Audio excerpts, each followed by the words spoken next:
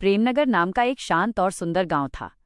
इस गांव के लोग गर्मियों की छुट्टियों में गंगा नदी पर दर्शन करने और स्नान करने की तैयारी कर रहे थे। इसी गांव में रहते थे माइनस सब्जी भाई मास्टर। गांव वाले अक्सर कहते थे कि सब्जी भाई थोड़ा कंजूस स्वभाव के हैं, लेकिन सच्चाई ये थी कि सब्जी भाई पैसे बर्बाद करना पसंद नहीं करते थे। वे पैसे वहीं खर्च करते थे जहां उसकी सच में जरूरत हो। एक दिन कुछ गांव वाले सब्जी भाई के घर आए और बोले, मास्टर साहब, चलिए हम सब गंगा स्नान करने जा रहे हैं। आपकी छुट्टियां भी चल रही हैं। खर्चे की आप बिल्कुल चिंता मत कीजिए, हम सब मिलकर खर्च उठा लेंगे। सब्जी भाई मुस्कुराए और बोले, आपका बहुत बहुत धन्यवाद।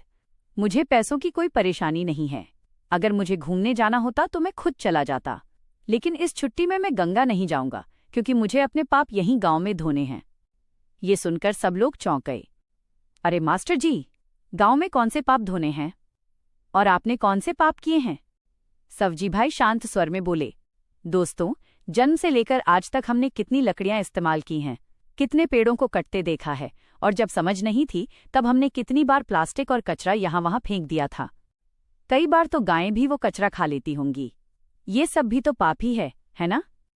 उन्होंने आगे कहा, इसलिए इस छुट्टी में मैं नदी में नहाकर पाप धोने नहीं जाऊंगा।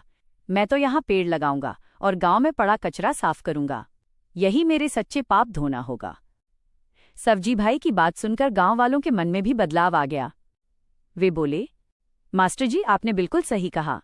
हम गंगा तो जा लेंगे, लेकिन अगर वहां कचरा फैलाएंगे तो फिर से पाप के भागीदार बन जाएंगे।